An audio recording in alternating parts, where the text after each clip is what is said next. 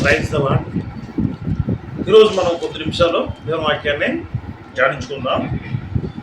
మనలో చాలామంది ఫాస్టింగ్లు ఉంటాం, అంటే ఉపవాసాలు ఉంటుంటారు.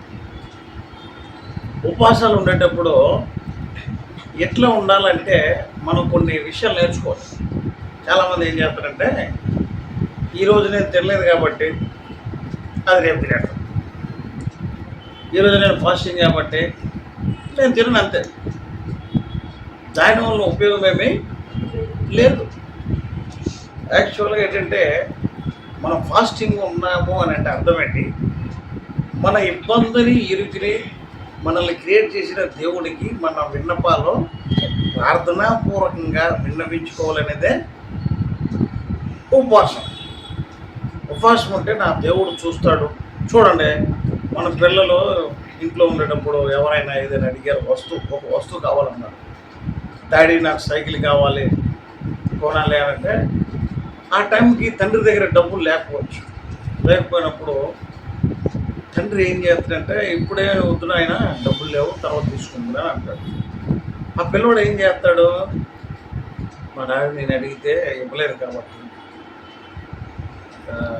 అనేది ఆ పిల్లడు మనసులో పెట్టుకొని, వాళ్ళ భోజనాల టైం వచ్చినప్పుడు భోజనం చేయమంటే చేయడు, అలాగే ఆ రోజంతా ముభావంగా ఉంటాడు. ఎందుకంటే ఆయన కోరిక నెరవేరలేదు, వాళ్ళ డాడీ ఆ సైకిల్ కొనివ్వలేదు కాబట్టి ఆ మనసులో నా బాధను పెట్టుకొని ఇక ఆ రోజంతా ఇక స్ట్రైక్ చేస్తున్నాడు. ఇంట్లో స్ట్రైక్ చేస్తుండేటప్పుడు ఆ తల్లిదండ్రులకి అర్థమైంది, ఎందుకు స్ట్రైక్ చేస్తాడో, మా పిల్లోడు ఎందుకు స్ట్రైక్ చేస్తాడో మా మీద, అన్నం తినమంటే అన్నం తినట్లేదు, ఉదయం టిఫిన్ చేయట్లేదు, మధ్యాహ్నం భోజనం కూడా చేయలేదు, ఏంటి ఈ పరిస్థితి అంటే, అప్పుడు వాళ్ళ ఫాదర్కి అర్థమైంది ఏంటంటే, నా కొడుకు ఉదయం సైకిల్ అడిగాడు, నేను ఇవ్వలేదు కొనివ్వలేదు కనుక వాడు ఇట్లా ఉంటాడని చెప్పేసి సప్పో చేసి మొత్తానికి వాళ్ళ నాన్న ఏం చేస్తాడో, ఈ పిల్లోడు తీసుకొని వెళ్ళి ఆ సైకిల్ కొనిస్తాడు. మరి మనిషి తల్లిదండ్రులే అలా ఉండేటప్పుడు మన పరలోక తండ్రి మన మనవిని ఆలకించాలంటే, మన ఇబ్బందిని ఇరుకుని సాల్వ్ చేయాలంటే, ఆయన మెప్పును మనం పొందుకోవాలంటే మనం కూడా ఉపవాసం ద్వారా మన విన్నపాలను ఆయనకి తెలియచేయాలి. అయితే ఉపవాసం చేసినప్పుడు ఆ ఉపవాసం అంటే ఏంటంటే, చాలామంది ఉపవాసాలు చేస్తారు, చాలామంది చాలా రకాలుగా చేస్తుంటారు. ఉపవాసం చేస్తారన్న పేరుకే కానీ ఆ రోజు టిఫిన్ చేస్తారు, భోజనం చేయరు, టిఫిన్ చేస్తారు. వాళ్ళు తిన్నది ఏంటంటే ప్లేట్ నిండా అన్నం మాత్రమే తినరు, మిగతా ఉప్మా మాత్రం లాగించేస్తారు. తర్వాత ఇంకా కొంతమంది ఉపవాసాలు చేస్తారు, మధ్యలోనూ కూల్ డ్రింక్స్ తాగేస్తారు, టీలు తాగుతారు. ఇంకెక్కడ నీకు ఆకలి వేస్తుంది? అదేం ఉపవాసం నాకు అర్థం కాదు. ఫాస్టింగ్ అంటే ఎలా ఉండాలంటే, మన అక్కర్లు, మన మొర, మన విన్నపాలు దేవుడు మన విన్నపాలకు చెవి యొక్కాలంటే ఆయనకి నచ్చే ఉపవాసం మాత్రమే మనము చేయాలి. అది ఎలా ఉంటుందో చూడండి, చెప్తాను ఇవాళ. యెషయా గ్రంథం 58వ అధ్యాయం 3 నుంచి 14 వరకు ఒకసారి చదవండమ్మా. మేము ఉపవాసం ఉండగా నీవెందుకు చూడవు? మేము మా ప్రాణములను ఆయాసపరుచుకొనగా నీవెందుకు లక్ష్య పెట్టవు అని అందరూ మీ ఉపవాస దినమున మీరు మీ వ్యాపారము చేదురు, మీ పనివారి చేత కఠినమైన పనులు చేయించుదురు. మీరు కలహపడుచు వివాదము చేయుచు అన్యాయముగా గుద్దులాడుచు ఉపవాసం ఉంటారంట. మన వాళ్ళు చాలా మంది ఎలా ఉంటారంటే, చూడు బైబిల్ ఎంత బాగా చెప్తుంది చూడండి. దేవుడు మనకి చెప్తుండ్రు ఏ విధంగా అంటే, ఉపవాసం చేసినప్పుడు మీరు అన్యాయంగా గుద్దులాడుచు ఉపవాసం ఉంటారు. ఉపవాసం చేశారంటే మీ ఉపవాసం అసలు నాకు పెక్కసం అయిపోతుంది. మీ ఉపవాసం ఉంటే నాకు అది నేను చూసి మీకు మేలు చేయడానికి బదులు కీడే ఎక్కువ చేయాలని అనిపిస్తుంది మీకు ఉపవాసాలు.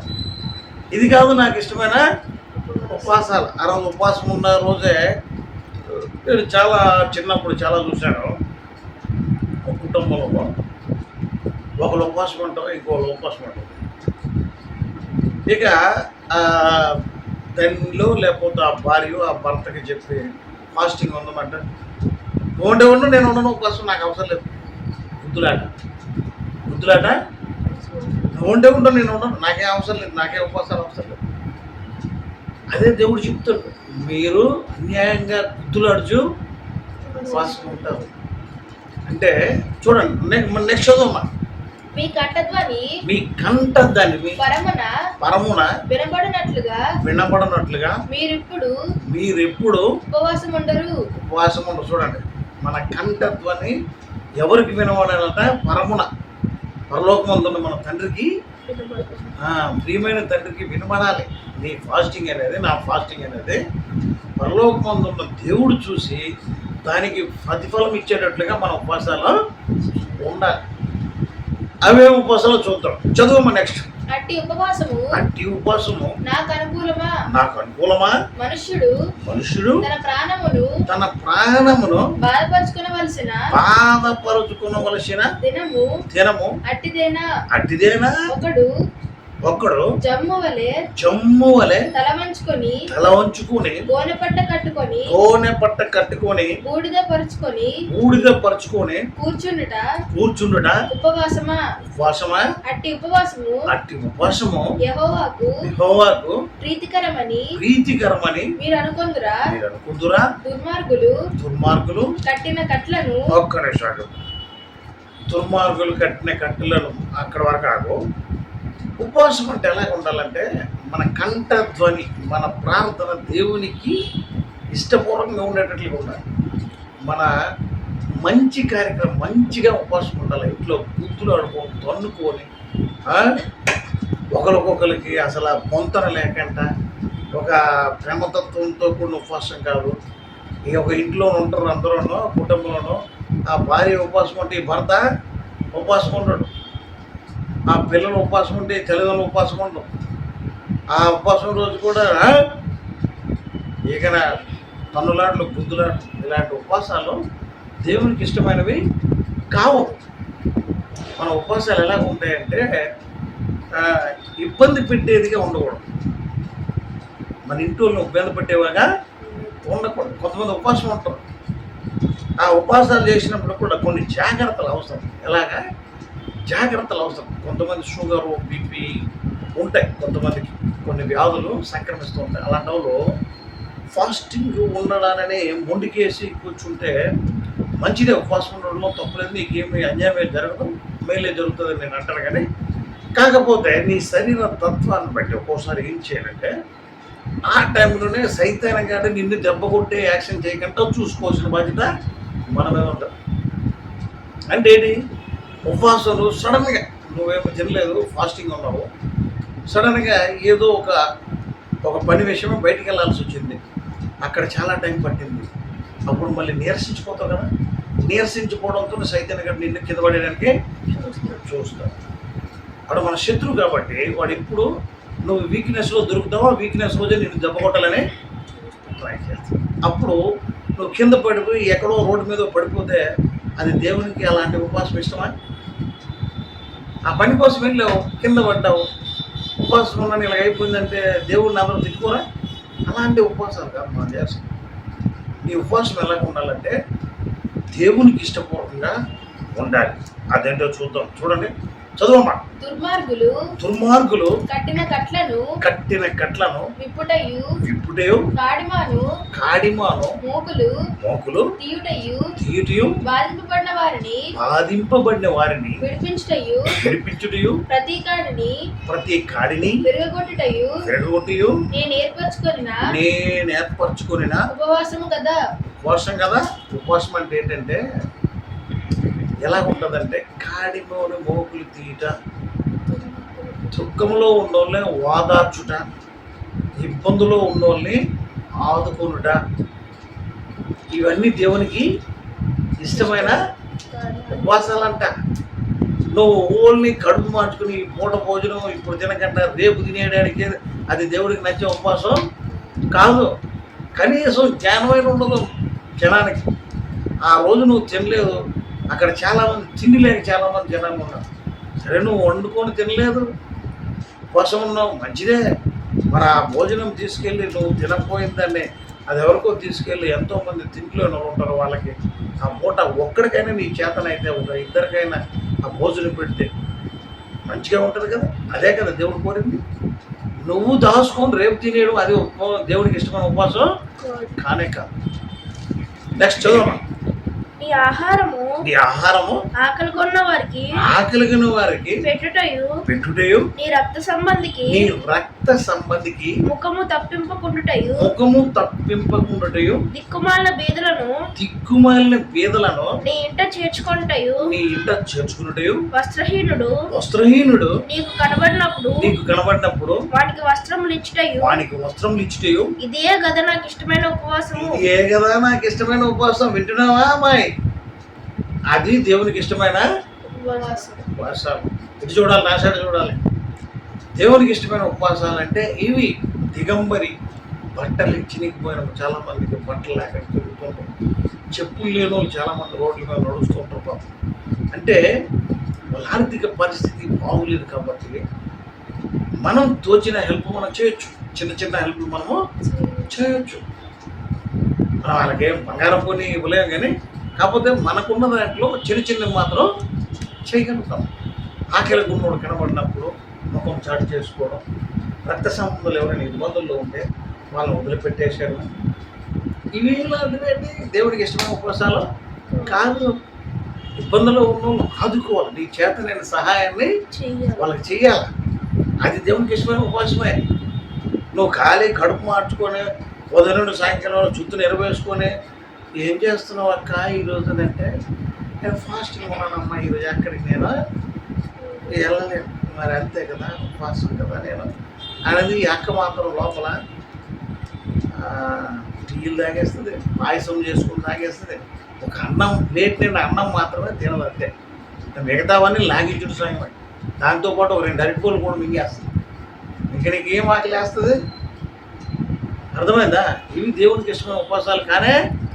అది ఇష్టమైన ఉపవాసం ఏంటంటే ఇబ్బందులు ఉన్న వాళ్ళని ఆదరించడం, ఆకలి ఉన్న వాళ్ళకి అన్నం పెట్టడం, వస్త్రహీనుని కనబడినప్పుడు నీకు ఉన్న దాంట్లో వాడికి ఇవ్వడం. ఇలాంటి మంచి పనులు చేసినప్పుడు దేవుడు నువ్వు అడిగేదానికి ఇవ్వడానికి రెడీగా ఉంటాడు. చూడండి, ఇంకా చదవండి, ఇంకేముంటుంది చదవండి. అలాగు నీవు చేసిన నీ వెలుగు వేకువ చుక్క వలె ఉదయించును. స్వస్థత నీకు శీఘ్రముగా లభించును.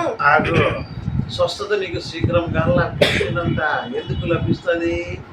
నువ్వు ఇవి దేవునికి ఇష్టపూర్వకమైన పనులు కాబట్టి అలాంటి పనులు నువ్వు చేసినప్పుడు ఖచ్చితంగా దేవుడు నువ్వు పిలిస్తే పలుకుతాను అంటాడు. దేవుడు నీకు ఇబ్బందులు ఉంటే దేవుడు కూడా ఫస్ట్ నీకు ఇబ్బందే రానివాడు. నువ్వు పిలిస్తే పలుకుతానంటాడు, పలకనన్నాడు, పలుకుతాడు దేవుడు. చదవండి. నీ నీతి నీ ముందర నడుచును. యెహోవా మహిమ నీ సైన్యపు వెనుకటి భాగమున కావలి కాయును. అప్పుడు నీవు పిలువగా యెహోవా ఉత్తరమిచ్చును. నీవు మొరపెట్టగా ఆయన నేనున్నానను. ఇతరులను బాధించుటయు వేలు పెట్టి చూపి తిరస్కరించుటయు చెడ్డదానిని బట్టి మాట్లాడుటయు నీవు మాని ఆశించిన దానిని ఆకలిగొన్న వానికి ఇచ్చి శ్రమపడిన వారిని తృప్తిపరచిన యెడల చీకటిలో నీ వెలుగు ప్రకాశించును. చూసారా ఎలాంటి ఉపవాసం దేవుడికి ఇష్టమో? ఎట్లంటే కొంతమంది ఉంటారు కాలయాపన, ఏ పని ఉండదు. ఈ అమ్మ ఆ ఇంటికి వెళ్ళిన ప్రాబ్లమా, ఆ అమ్మ ఇంటికి వచ్చిన ప్రాబ్లమా. అర్థమైందా? ఏం మాట్లాడుకుంటారంటే అలా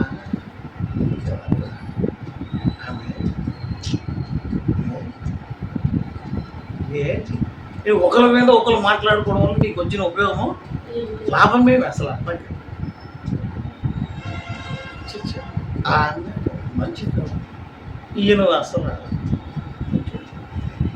ముందు నువ్వు మంచోడు కాదు, నువ్వు మంచోడు కాదు. అందుకే నీకు ఎలాంటి ఆలోచనలు ఎందుకు ఒకరిని వేలు పెట్టి ఇలా చూపిస్తుంటాం వీళ్ళు మంచోళ్ళు కాదు, వాళ్ళు మంచోళ్ళు కాదు, నేను ఒక్కడే మంచివాడిని అంటే నడవదు కదా. నువ్వు మంచివాడని నువ్వు అనక్కర్లేదు. దేవుడు నిన్ను అబ్జర్వ్ చేసి మనుషులు నిన్ను అబ్జర్వ్ చేయలేకపోవచ్చు, మనుషులు నిన్ను అబ్జర్వ్ చేయలేకపోవచ్చు. దీన్ని పుట్టించి దేవుడు మనం ఖచ్చితంగా నిన్ను అబ్జర్వ్ చేస్తాననే సంగతే నువ్వు మర్చిపోతున్నావు. కనుక అలా మర్చిపోవద్దు. కొంతమంది చూస్తుంటాను నేను,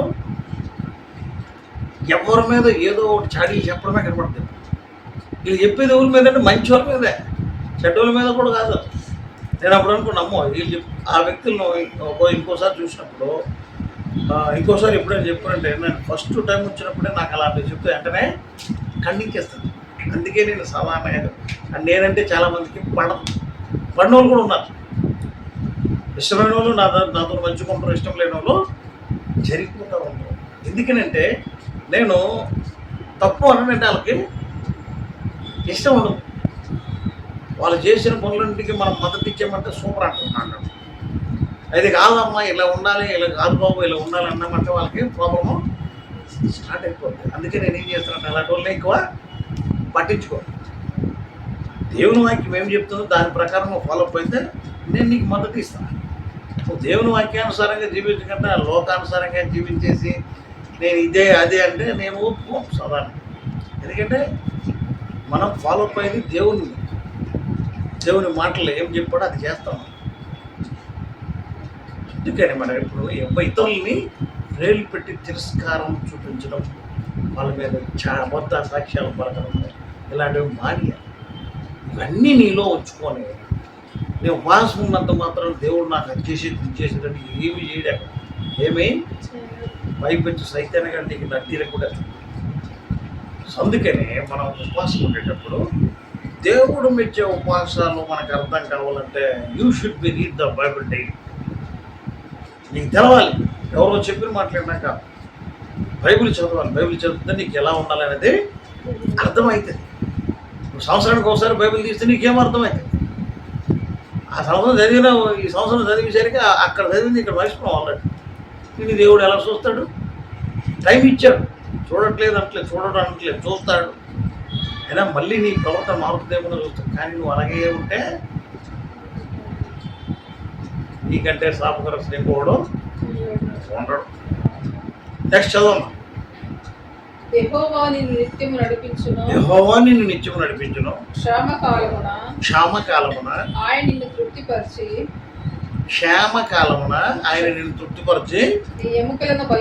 నీ ఎముకలను బలపరచును. నీవు నీరు కట్టిన తోట వలెను ఎప్పుడును ఉబుకుచుండు నీటి ఊట వలెను ఉండేదవు. పూర్వకాలం నుండి పాడైపోయిన స్థలములను నీ జనులు కట్టెదరు. అనేక తరములు క్రిందట పాడైపోయిన పునాదులను మరలా కట్టెదు. తిరగబడిన దానిని బాగు చేయవాడవనియు దేశంలో నివసించినట్లుగా త్రోవలు సిద్ధపరచువాడవనియు పేరు పెట్టబడును. ఆ విశ్రాంతి దినమున వ్యాపారం చేయకుండా నాకు ప్రతిష్ఠితమైన దినమని ఊరకుండిన యెడల విశ్రాంతి దినము మనోహరమైనదియు యెహోవాకు ప్రతిష్ఠిత దినమనియు ఘనమైనదనియు అనుకొని దాని ఘనముగా ఆచరించిన యెడల నీకు ఇష్టమైన పనులు చేయకయు వ్యాపారం చేయకయు లోకవార్తలు చెప్పుకొనకయు ఉండిన యెడల నీవు యెహోవా యందు ఆనందించెదవు. దేశం యొక్క ఉన్నత స్థలముల మీద నేను నిన్ను ఎక్కించేదను. ఇదంతయు ఈ తండ్రి అయిన యాకోబు స్వాస్థ్యమును నీ అనుభవంలో ఉంచదును. యెహోవా సెలవిచ్చిన వాక్కు ఇదే.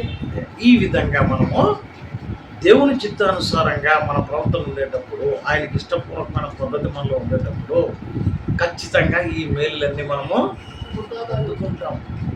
నువ్వు పిలిస్తే పలుకుతాడు. ఆయన నాకు ఇబ్బంది వచ్చింది నేను ఉన్నాను రా అంటాడు. నువ్వు ఆయన చెప్పింది మానేసి నువ్వు లేని పూర్వని చేసుకుంటూ పోతే నీతోనే ఎక్కడ ఉంటాడు దేవుడు? ఉన్నాడు కదా. కనుక మన ఎక్కడి నుంచి అయినా సరే ఉపవాసం అంటే యెషయా గ్రంథం 58వ అధ్యాయము 3వ వచనం నుండి 14వ వచనాల వరకు దయచేసి మళ్ళీ ఇంటికి వెళ్ళి కూడా చదవండి. చక్కగా క్లియర్ కట్లో అర్థమవుతుంది. విన్నదాన్ని వదిలేకండి, మరొకసారి కూడా రిపీట్ చేసి చదవండి. 10 సార్లు చదవండి. ఆటోమేటిక్గా దేవుడు మీలో కార్యం చేయడం మొదలెడతాడు. సో దేవుడికి ఇష్టమైన కార్యక్రమాలు అంటే అది ఉపవాసం. మనల్ని మనం ఇబ్బంది పరుచుకొని తన్నులాడుకొని గుద్దులాడుకుని ఉపవాసం అవ్వడం దేవుడికి ఇష్టమైన విషయం కానీ కాదు.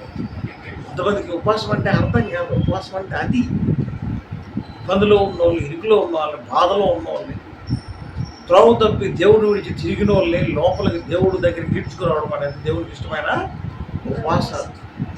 చెడు సాంగత్యాలు, పోకిరీ వేషాలు, అల్లరితో కూడిన ఆటపాటల్లో ఉన్నవాళ్ళని వాళ్ళని దేవుని తట్టు నడిపించడం దేవుడికి ఇష్టమైన ఉపవాసం. నువ్వు అందులోకి వెళ్ళిపోకూడదు, వాళ్ళతో విద్యోడు అయిపోకూడదు. వాళ్ళకు మంచిలో నడిపించాలి, దేవుడిలో నడిపించాలి. అది దేవుడికి ఇష్టమైన ఫాస్టింగ్. అలాంటి ఉపవాసాలను చేసిన వాళ్ళని దేవుడు ఎప్పుడు విన్నాడు అంటాడు కదా, విడవడు ఎడబాయడు, నీకు తోడే ఉంటాడు. నీ ఇబ్బందులో, నీ ఇరుకులో, నీ ఆలోచనలతో నీకు సహాయం చేస్తాడు, మంచి ఆలోచన ఇస్తాడు. ఆ విధమైన ఉపవాసాలు మనం చేయడానికి ఇక్కడ నుంచి ప్రయత్నిద్దామా వద్దా? వాక్యం వినేటప్పుడు కూడా దేవుని చిత్తానుసారంగా జీవించడం అనేది అలవాటు చేసుకోవాలి. ఇప్పటివరకు ఏదో అయిపోయింది. ఇక నుంచి కూడా తెలిసిన తర్వాత కూడా దాన్ని పక్కన పెట్టడానికి ట్రై చేయండి. నిన్ను దేవుడు పక్కన పెట్టే టైం వచ్చేస్తున్నాడు. ఆ ఛాన్స్ దేవుడికి ఇవ్వకూడదంటే ఖచ్చితంగా ఆయన చెప్పిన మార్గాల్ని లోను నడుచుకోవడానికి మన వంతు ప్రయత్నం మనం చేయాలి. అదే దేవునికి ఇష్టమైన ఉపవాసం. అట్టి విధమైన దేవుని అంతరం మనకు యేసయ్య నామములో అనుగ్రహించును గాక. ఆమేన్.